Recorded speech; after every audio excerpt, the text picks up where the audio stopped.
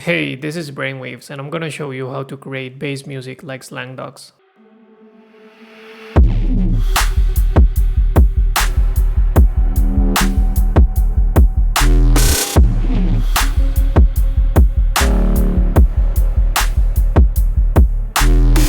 This whole project file, as usual, is available on my Patreon along with many others, so feel free to check the link in the description if you want to get it, and let's get started. The BPM for this project is 150. The drums by themselves, they sound like this.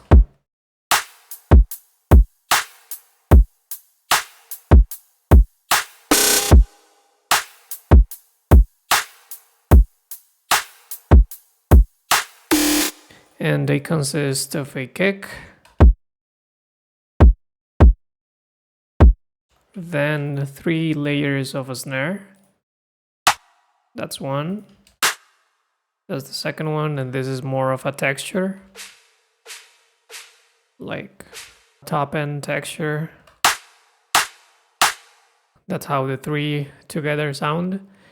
And then I have a couple hi-hats that's playing at the same time as this one. One of them is panned to the right slightly, this one is panned to the left, and this one is 19 semitones ahead with the track delay. And then this open hat.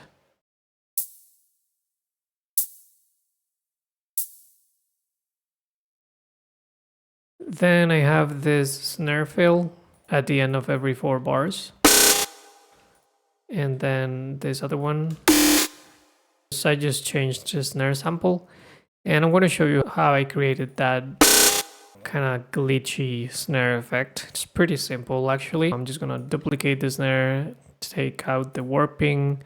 And this is how the sample sounded originally. It's a little bit longer than this, but I just wanted like this section. I didn't need like the tail of the snare, just this part. And what I did was I warped the sample, then I stretched it with this like ×2 button. And then I set that to tones. It would normally be, depending on your settings, it could be on beats or complex maybe, but if you put it to tones and you adjust the grain size, you can get like that cool glitchy effect. So that's what I did with both this one and that one. Just changed the grain size slightly. That's for the drums. Then going into the synths, I have this first bass fill. So for that, I'm using Serum 2.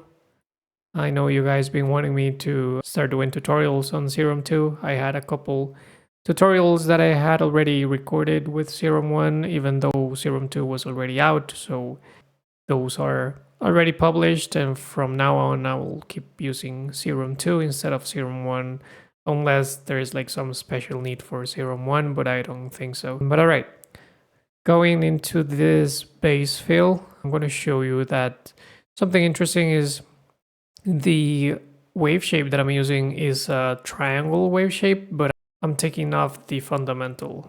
So it was this exact shape, but I just did this, and you can see that I get like that weird shape in there. So why am I doing that? That's because I have like a separate sub in here with the sub oscillator in Serum. This is going direct out and it's going to the first bus. So we'll, talk about that in a sec. But for now, I just want to show you that this first wavetable is being modulated by this LFO. The level is being modulated in here, and then the detuning as well. It has 7 voices of unison. And there is also a bandpass filter, band 24, and there is some modulations of that as well. So the first LFO is modulating that, and the second one is modulating the mix. So let me just go ahead and show you how the sound basically came to be. For now, it's very quiet. Then I put on the filter, still not getting much sound. Then the sub bass. And let's jump to the effect. To the effects, I don't think there's nothing else to go through in here. So in the effects on the main tab, I put some distortion with the settings. Then some single compression. I love that now Serum 2 gives you like these values in here so that you don't have to kind of guess where everything is. Or maybe it was like that on Serum 1 and I'm just, you know, talking nonsense. But then I put like some equalizer, and this EQ, it has like a couple modulations as well.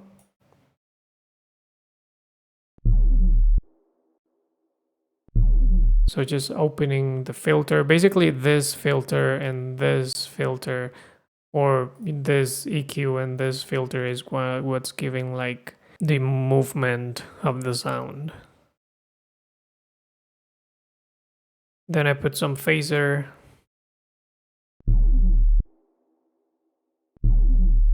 I'll just go through the values. Then I put some chorus to make things a little bit wider. And then just to bring the sound up, because you can barely hear anything right now, I put like a ton of OTTs. I love that now with Serum 2 you can put as many instances of the same effect. And then some reverb. And then, as I mentioned before, the sub is going to the first bus, and the first bus is going directly out. So in the first bus, in the bus 1, there is some soft clip and distortion, and some EQ just cutting the high end. And that's the sound. So yeah, a lot comes from this filter and this EQ, as you can tell. Cool. So that's for that first bass fill. Then I have the second one. And in here, I just changed the shape of the second LFO a little bit. And I used a little bit of smooth in here just to make the shape a little bit smoother. So that's for those, and you can see that on outside of the patch, I have an EQ boost in the sub bass and a little bit of reverb throw automation. You're gonna notice that in this type of tracks, a reverb is really important. So we'll talk more about that later, but that's for the bass fills in here. Then let me just go to the sub, which was pretty interesting to make. I think I learned something out of doing this. So I'll just mute this and kind of show you what's happening. So I have this first LFO that is modulating the level of both the oscillator A and oscillator B. And then I have this main tuning modulation with these values. And I think the one key thing to get like the sound of the sub that I was going for and that I hear from Slang Dogs tracks is the subtle tuning modulation and the second oscillator, because in the second oscillator it was a sine wave, but I deleted the fundamental and I added a couple of harmonics. And if you notice, I'm modulating with the same LFO, but the fundamentals are not going as far or as loud in terms of the modulation as the first LFO. or I'm sorry, or as the first oscillator. So let me show you how that looks in here. That's only the sub bass. And then with the harmonics in here, you get that nice extra things in the low end, which makes it like way fatter and just more interesting. So yeah, that's for this part. Then in the effects, I just put some soft saturation, those values, then some single compression, or single band compression, and then an EQ.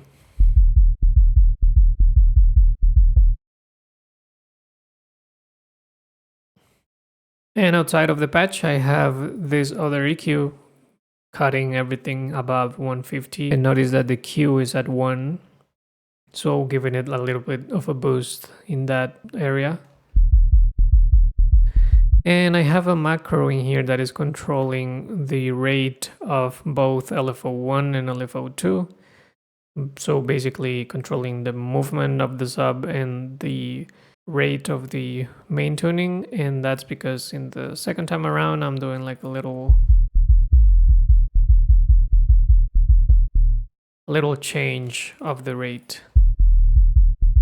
And I needed to change both LFOs to make it sound the way I wanted.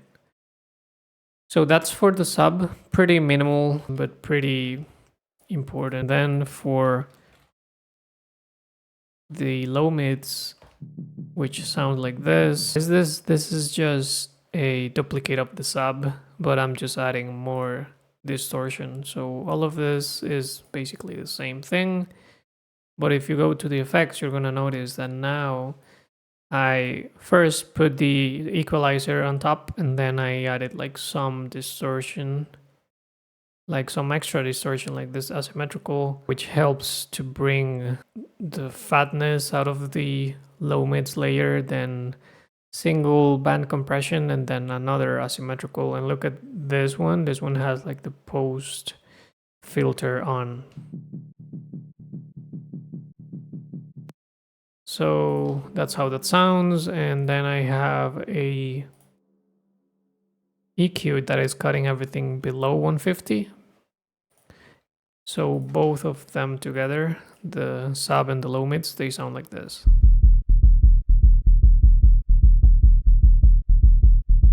So pretty deep sound. If you don't have a subwoofer or some headphones on, you might not be able to hear this at all. And that's why also like reverb and fills are very, very, very important for this type of music. But that's for like the main bass. Then I have some samples of mine. I'm just cutting the low ending here and putting, once again, a lot of reverb with this reverb throw rack of mine. So I have that, and I have this one, which is once again a sample of mine, and then I put like some amp and an EQ to boost the around 3K area and more reverb. Without this, it's way simpler and not as distorted, but for this one I wanted like a more distorted layer.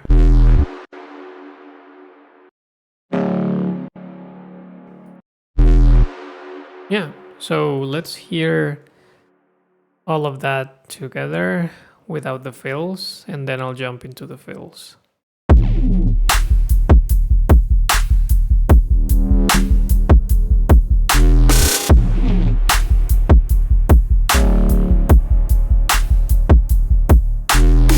Now, jumping into the fills, which you're gonna notice are a big part of, the vibe for the song.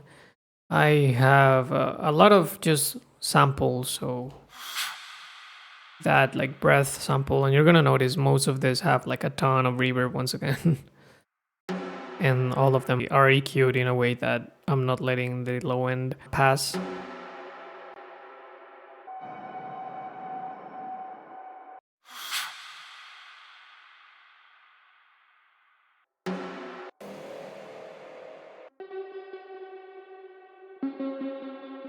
So I was just looking for deep stuff, like creepy, kind of eerie stuff that would fit with the vibe.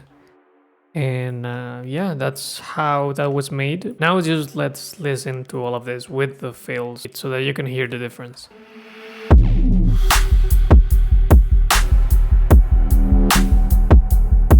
Yeah, so basically all of the sounds and the reverb, they're kind of necessary to create like a bed for the sub can sleep on or float. Yeah, whatever. As usual, this whole project file is available on my Patreon along with many others. I'm doing one-on-one coaching and mixing mastering gigs, so feel free to reach out to me or check the link in the description. Please leave a like, comment, subscribe, and I hope I see you around.